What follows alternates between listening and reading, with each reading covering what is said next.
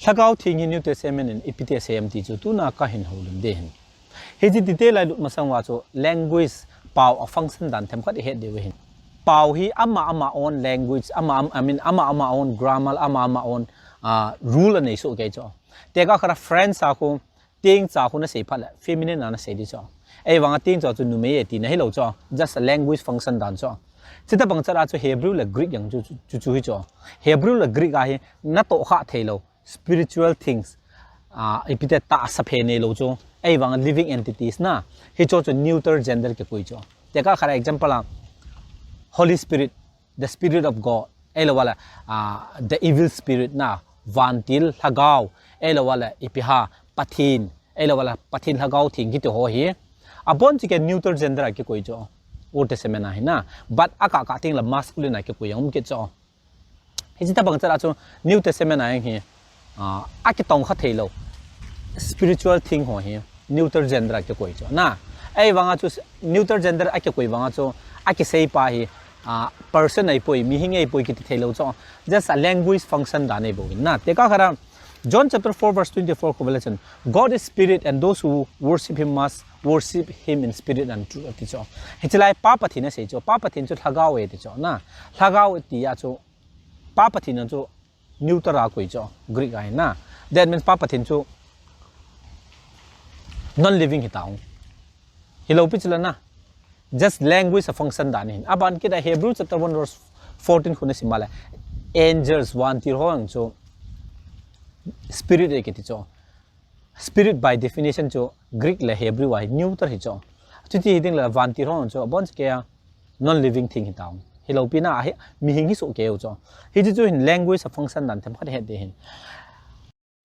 tun them cha khat detail hong lu tautin New Testament hi sim tengal LHAGAO thing hi pathine ta asei chu clear ta na God divine eti cho na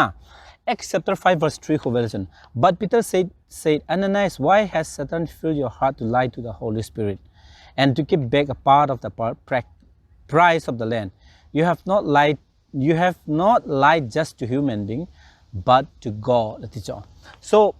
Ananias as a Sapphira to him to Hetavin. Hitlaya Peter in a sejo, LHAGAO thing to Patine sejo. You have not lied to God. I mean, you have not lied to human being. You have lied to God at it. Now, that means LHAGAO thing to Patine, clear ta sejo. And upon Hebrew chapter 3, verse 7 to 12 for Hitana Simtewin. Hitlaya LHAGAO thing and Patine, clear ta sehin.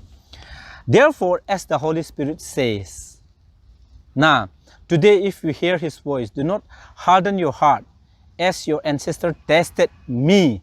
after they saw my work for 40 years. Therefore I was provoked with the generation and said, they always go astray, in their heart, they have not known my way. So I swear in my wrath, they shall not enter my rest. Hichilaya Hebrews chapter 3 verse 7 to 12 Pathin LHAGAO thing in a say it. The Holy Spirit say it. Na chu Pathin LHAGAO thing a say cho. That means Pathin LHAGAO thing hin I me ati cho na I yang za the aban ke ta personal ta ke say it. Aban kira me yang za the I have swear ai lo wala they have tested me na I was provoked iti ho hi cho tamang personal pronoun ho hi LHAGAO thing man cho and aban kira interesting kha chu pham tele Hebrews chapter 3 verse 7 to 12 ne simte ngale Psalm chapter 95 verse 7 to 11 a quotable cho Psalm chapter 95 verse 7 to 11 revelation do not harden your heart as in your rebellion when your father tested me now after they saw my work for 40 years therefore I was provoked with that generation and said they always go astray in their heart and they have not known my ways so I swear in my wrath they shall not enter my rest. So here brief in Psalm 95 quote the bola hit to LHAGAO thing in a say it. Na atuti hitting la Psalm 95 na simale cha chu pathin pau ho the Lord say na it to David in pathin in a say record the ball cho ai wanga Hebrew writer pan actually hi chi an say chu LHAGAO thing it cho that means LHAGAO thing chu pathin hi cho LHAGAO thing chu David ko ma thu an say pa chi hi cho LHAGAO thing hin I me personal ta man thai cho na chutun pi ba sam tela Old Testament na Israel han rebel an a ball pin no chu LHAGAO thing hi cho hei ja chu David in an azit ha and hi chu Hebrew writer pan hi chu David an azit pin chu LHAGAO thing in a sei ti cho na clear thatin aban kira interesting ka chu phem na simkit wala First, 2 Corinthians chapter 3 verse 7 huvelchen. Now the Lord is the Spirit ti cho. Chilaya the Spirit ti cho. Definite article man cho. That means LHAGAO thing cho pakka hi cho. Na abstract force ela wala impersonal thing cho pakkai na ti thelo cho. Living entity bo na sei the cho. Na First Thessalonians chapter 3 verse 12 to 13 huvelchen. May the Lord makes you increase and abound in love to one another and to all, just as we do to you, so that he may establish your heart blameless in holiness before our God the Father. So God the Father, I say that and at the coming of our Lord Jesus Christ. God the Father nga say and upon Lord Jesus Christ nga say cho. Ajuti hiding la chilaya may the Lord atijo first pena invocable pen cho koi hidong LHAGAO thing ti chula na because aban kiras before our God and Father ati ta cho God the Father ta cho and aban kira at the coming of our Lord Jesus Christ ati cho na that mean his like Lord ati an LHAGAO thing cho very clear hin na and aban kira 2 Thessalonians chapter 3 verse 5 over may the Lord direct your heart into the love of God papa thina sehin and into the patience of Christ ati cho Papa Thina invocable aban kira Jesus Christ invocable cho ajuji hiding le chilaya three divine person three entity invocable cho chu piham tela may the Lord ati cho it's like Lord khadamana aban kira God khadamana aban kira Christ khadaman cho na that means it's like Lord asai pin pa cho LHAGAO thing cho na clear thatin ya cho upon je give thing ale New Testament na hi pathin LHAGAO thing pathine ta equatable cho equatable ki philo directly pathine ta sei cho na law ta sei cho na ena ban kira abstract thing elawal concept elawal non living entity so cho pakai na ti thelo cho pathinang na ti thelo cho na chuting le Hebrew chapter 3 verse 7 to 12 na simala clear tharin chlaya Hebrew writer pa hin clear ta sei hin he chu Old Testament Psalm 95 quote the bola he chu Holy Spirit apply bole hin he chu chiki philo the Holy Spirit says ati cho that means he chi an sei pa chu Holy Spirit hi cho he chi an sei Psalm 95 an sei pa he cho warning and a ball pa chu LHAGAO thing ati cho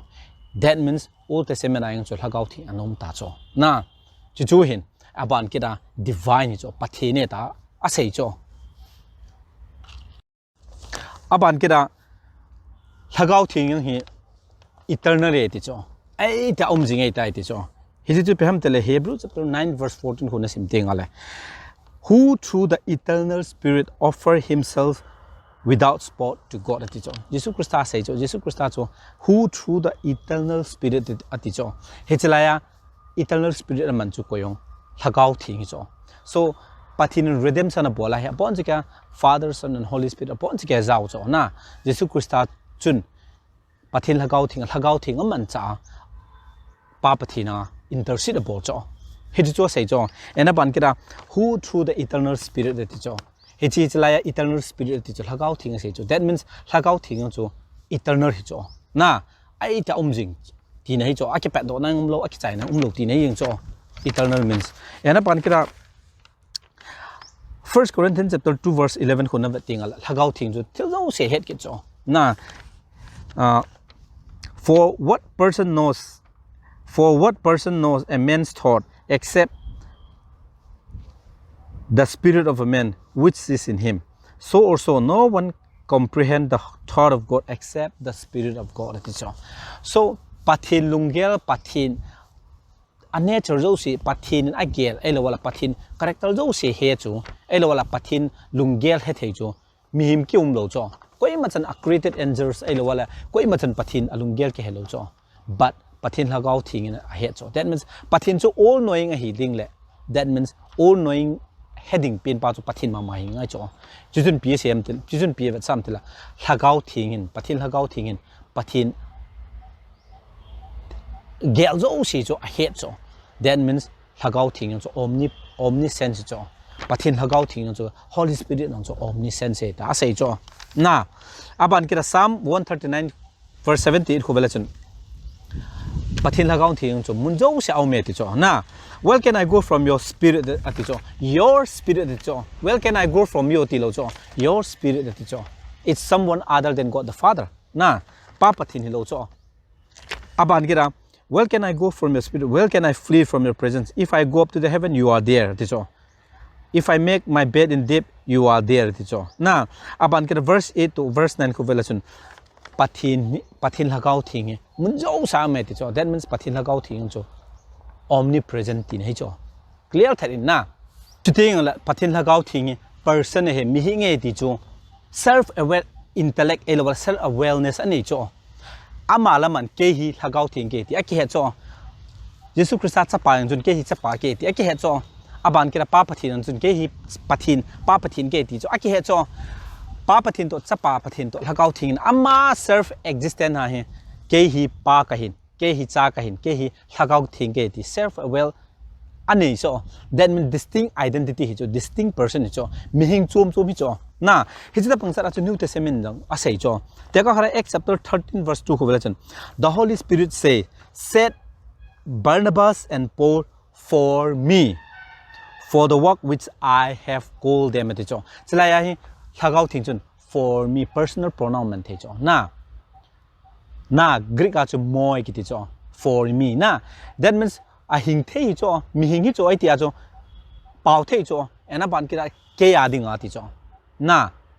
ena ban ki Acts chapter 10 verse 19 to 20 khobela while Peter was still thinking about the vision the Spirit definite article p in Old Testament New Testament Old Testament spirit ki ti yu ne wa definite article hong ki pi pha lagau thing ki sei ne cho the Spirit said to him Simon, 3 men are looking for you. So get up and go down still. Do not hesitate to go with them, for I have sent them. It's like ego, Greek power, I. Na, first personal pronoun naman techo. Kain console techo. Holy Spirit in kayang man techo. Na, that means he's a self-aware subject. Ama to mihing kay te kehetcho. Aban kay Acts chapter 20 verse 23 ko listen. I only know in the town after the I know that in town after town the Holy Spirit warns me that claims and affliction awaits me. It's like the Holy Spirit warns. Holy Spirit unto me warn about it. Na and about Acts chapter 16 verse 6 listen. After the Holy Spirit prevented them from speaking the word in the province of Asia, they traveled through the region of Phrygia and Galatia. It's like how thing intellect ani ya chu miang preventable thai cho na mi hinge ya chu cho he cho but abstract force lo cho Jehovah Witnesses on pathin lagau thing cho abstract pathin dynamic force ta bang electricity ta bang ase cho but it's like achunga kan si motivation lagau thing in ke ading na ti ho man thai cho and ban ke Acts chapter 19 verse 15 ko velation the evil spirit say to them I know Jesus iti cho it's like evil spirit ang cho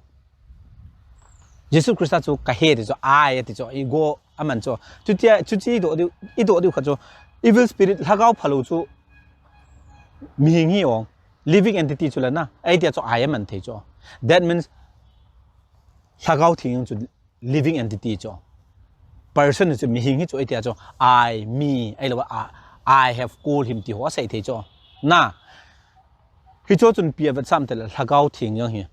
amma own identity ne cho amma own ipiha self awareness ne cho itia cho I aman the cho na me yang man the ki cho na aban kere Hebrew ajo kasim cho nevelation 3 cho nevelation they have tested me ati ki cho na hi cho tabang chu intellect person mihing bo se the na tun pathin lagau thing elewal lagau thing chu pathine ti chu establishable tawin imutawan Bible na pathine heta hoita clear ta asai ena ban kira Old Testament ayang chu Israel hon rebel and bolong chu ama heta asai kit na aban kira New Testament in Lord pakaya tang addressable kit na that means abstract force elawale live non living entity chu pakai na ti thelo cho pathin na ti thelo cho na chu chun be proof from the lagau thing hi mi hing hi pathine he divinity cho sei ta cho ena ban kira personal pronoun man ki cho x ho cho I have called him, I have sent him. It is a Greek power ego na moi I ti cho ego ke ti na cho aban ki me ti ki cho Greek power moi ti ki cho. That means hi cho ta bang personal pronoun man the chu living entity hi ngai cho mi hi ngai cho he chia chu Jehovah Witnesses on LHAGAO thing mi hi ngai poi ti cho di ta lo cho Bible in mi hi ngai divine personality cho clear ta se hin. Now to I vet he UPC hon pide se am tela UPC ho hin LHAGAO thing pathine ti deniable lo cho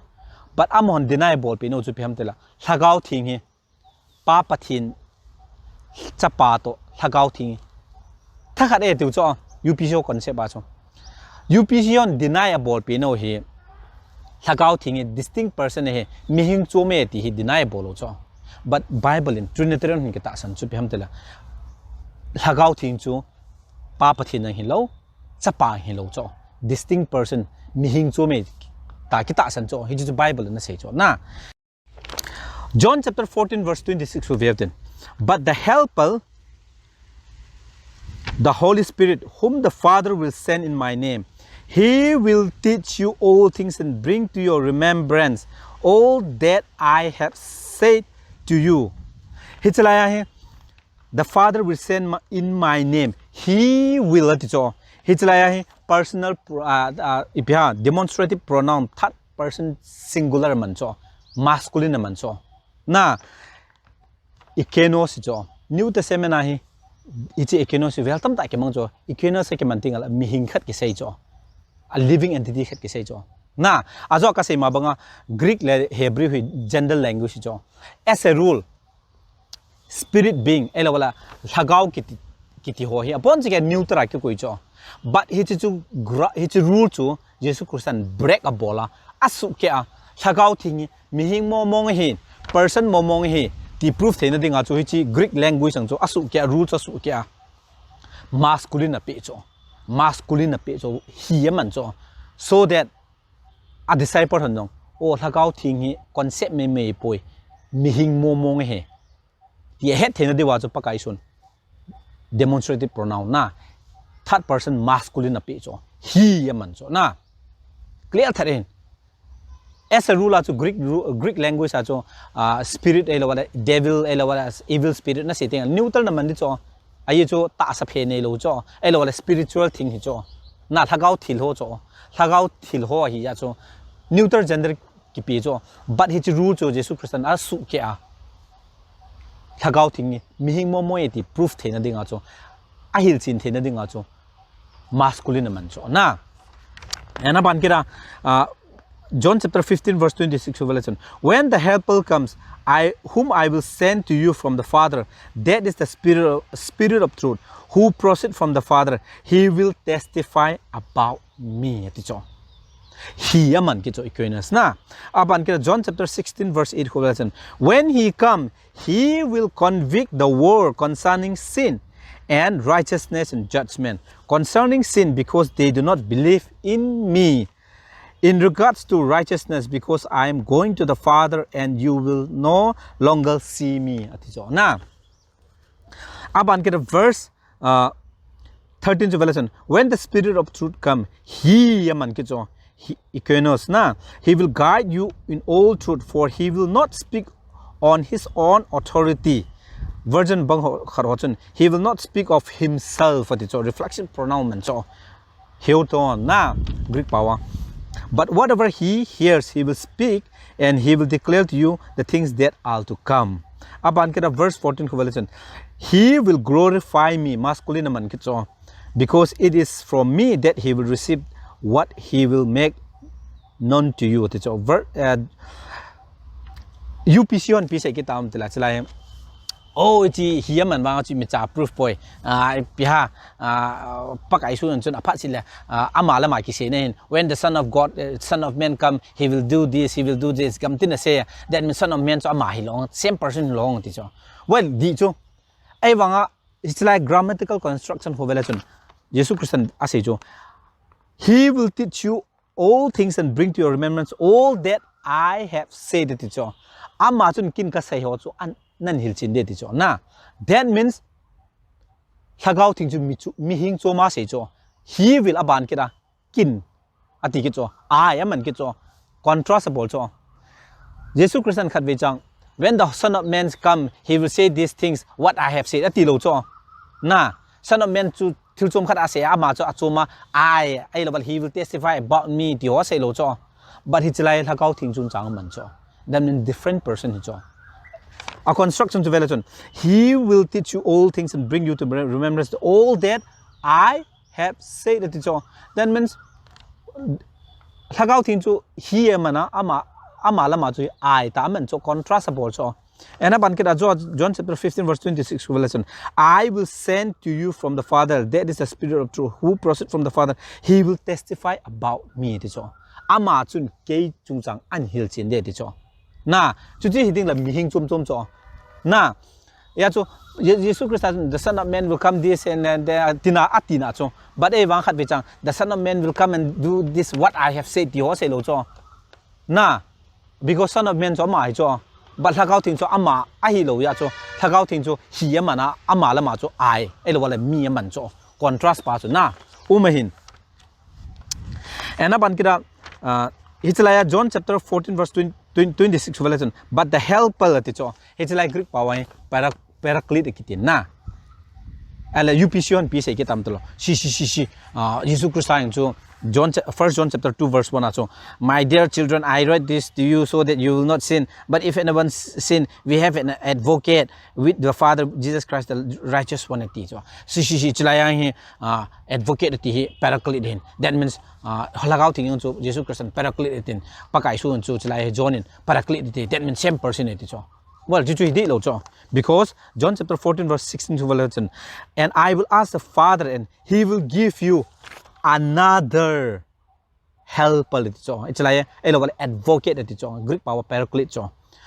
Jesus Christ to helper ti cho he's our advocate but Holy Spirit is also lagao thing cho our helper iki tho pi pau cho e wang mi hing chom cho e ti a cho Jesus Christ another ti cho na distinguish ko cho aban kida chlai another ti ang Greek power allos cho Greek lexicon na veting ala 243 relation another of the same kind na elo wala another of similar type ti veto ya cho hita se dinga het heading pena mi mun khara ka ma ka po do pha le ke ta bang khat kan sol chu ke ka hi lo cho but kan sol pa chu mi hi mi chula na of the same kind ka hian cho same category ka hian cho kan sol pa yang cho amang chu mi him ke cho he chu a loss ki to Greek power same kind ti ne cho but not the same person na John chapter 14 verse 17 who velo chun the Spirit of truth the world cannot receive him because it neither sees him nor knows him but you know him for he abides with you and will be in you I will not leave you comfortless na I will come to you in a little while the world will see me no more but you will see because I live you also will live on that day you will realize that I'm in my Father and you are in me and I'm in you so UPC on piece ke taum tele chilai King James version na simala verse 18 cho I will not leave you comfortless ati cho na and aban kita King James version ma mahin azwa John chapter 14 verse 16 elova John chapter 14 verse 26 ako elova 15 verse 26 now elova 14 verse 26 ako helper hichu King James in comforter ta translate abo cho ai ta UPC on chilaya John chapter 14 verse 26 15 verse 26 level 14 verse 16 hwa comforter ke bolung chu comforter ta translate ke bolung chu John chapter 14 verse 18 a comforter tin aki say that means lagao thing le pa kai su ki bag thakhat e ta se cho well he du kha chu chilaya he John chapter 14 verse 18 I will not leave you comfortless ati chu chilaya Greek pau ki mang he orphanos cho na paraclete hi lo cho ya King James version hoin comforter comfortless ta aman pino hi pm tela aji nei ta amen cho ye chu amo khang la ya hi orphanos orphan ki ti hi English chu chang standardized nai lo cho ai ta cho na man lo cho ai ta cho comforter elbala comfortless so jo anam man cho na King James version ho King James translator ho unit UPC ho hi lo hin amo trinitarian ho hin na ena ban kira chuteng la pi se yom tela chilaya UPC on man cho pm tela I will not leave you comfortless. I will come to you. Na, amon say chu piam tara si lagao thing jong chu ama Jesu Christa ma hin. Ai chu I will come to you ti. Na, lagao thing na Pentecost na hung pa chu Jesu Christa ma hin. Amma ki sei ne ta sei chu. Well ahead ko chu Jesu Christa chilaya sei pi ni a thia tho do chung chang sei chu. Pentecost ni chung chang sei lo chu. Similar to context as I will not leave you comfortless or orphanos. Na, I will come to you. In a little while, the world will not see me no more, but you will see because I live. You also will live. He's talking about resurrection. Ama atho do chung chang sei cho. Chom khayo pala le se hon imu ta lo de we. Why? Because chom thiri ta cho. Na, jo phala katha hin ki de ti cho. The context of bon kana simala Jesus Christ ama athya atho do chung chang sei bo cho. Lagao thing hung ki su ding sei lo cho. Now, aban kita verse 22 version. On that day you will realize that I am in my Father, and you are in me, and I am in you. So, perfect relationship to say in. Na, that means if you prove on UPC on Jesus Christ to lagao thing Pentecost in lagao thing kisu tai ti. Text saman pino cho. A context and something ale ima cha hilo cho. Different context bo. Different topic bo hibo cho. Na, and aban kita iya de ko chu Bible orphanos aki sei te ngale ipi ki sei nam tile nu la pa ne ro ki sei nei cho Jesus Christ chilaya I will not leave you orphanos, I will not leave you comfortless or fatherless say na pini pem tile aye chu John chapter 13 verse 33 ko vela chu Jesus Christ hi ase ju holding a caretaker tak ma ki sei cho na ai ti a chu fatherless or orphanos ta translate ki bothei cho John hi na John chapter 14 verse 18 hi na and ban kita James chapter 1 verse 27 ko bela chon orphanos khat ve ki mangkit ata hijlaya a context su phem tila nu la pa ne lo ki sei cho na Jesus Christ context ki sei nei lo cho na so upon se gave thing ale Jesus Christ hi lagao thing ei pui ti chu clear ta ki sei cho ai ti a cho Jesus Christ na kam chang ta tin ama chu I will send him ati cho ama chu kan sol de ti cho and he will testify about me ti ki cho na that means lagao thing chu achuma third person ar se ya he amana amala ma chu I me ta man cho contrast a koi cho na ajo ka se ma bang UPC ho in text tam ta lawin Jesus Christ amalama the Son of Man hung ding he will do this when the Son of Man come he will separate the sheep and God from the sheep from God. That means Son of Man la Jesus Christ ta mihing chum chumam Son of Man chu third person a se chula ejita banga cho lagao thing chu amai banga third person a se the ti cho UPC hoin well ajo ka se ma banga Jesus Christ khat ve chang when the Son of Man come he will say these things about me ti lo cho na. So, lagao thing say part le he mana in the same context as amalama me I am so he will testify about me cho that means lagao thing ama hilo cho idea cho achum chuma distinction kui the cho na so he thought on pievet sam tela lagao thing Jesus Christ hi poi ti cho clear ta se hin na la sa ka se num pen cho Bible in lagao thing hi pathina he ta clear ta ase hin na aban kira pakai he ta clear ta ase ke hin aban kira lagao thing self aware subject elo wala self aware living entity mi hinga hi ti chu clear ta ase hin na aban kira Bible maman lagao thing hi Jesus Christa a hi poi pa pathin a hi poi ta chu clear ta ase ke hin na hi cho hi ve tinga le UPC hon Jesus Christa hi lagao thing mama a he ta ase o hi di lo hin aban kira Bible doctrine ta hoi tai khula Bible na sei cha chu izui di ve a hi ding le pa pathin nang mi hing chom cha pa mi hing chom lagao thing mi hing chom na different person hin ai wanga pa pathin nang pathin cha pa pathin lagao thing pathin aban kira am ho thum hi ai tia an umjing from eternity ai te anomjing aban ke distinction mi hing chum a he ti he clear ta ki se hin na hi chu chun be proof from tila Trinity Holy Trinity doctrine hi most biblical most authentic verifiable